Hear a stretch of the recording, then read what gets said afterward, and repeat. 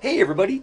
The purpose of this little video is just to get you a real quick introduction into how to create a trend line or trend curve or trend anything on an Excel scatter plot. So when you open up the Usain Bolt spreadsheet, you'll be able to do the exact same thing I need you to do.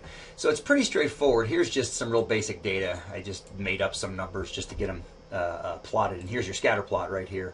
And what's so nice about this new version of Excel, to add a trend line, just click on the body of the graph so that it's all highlighted like that. And when you do that, you'll notice it highlights over here too.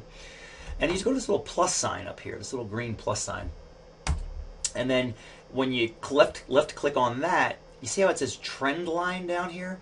Now don't hit that right away. I like to go to this little arrow flag and pick that and then go to more options. And the reason I like doing that is you get this cool menu over here. Now the default is linear, but you can also pick other trend lines, logarithmic, linear, exponential. None of those really make a whole lot of sense. Exponential would in our class for certain applications, not for this one for sure. But the ones you'll need for this particular example are the linear one, and then the polynomial order 2 and 3. So let me explain what they're doing. A linear one, if you remember from when we talked about linear stuff back in the day, that just means that as x goes up by an amount, y either goes up or down by an amount. And since we're talking about Usain Bolt running, that means it's going up because he's covering more distance per time.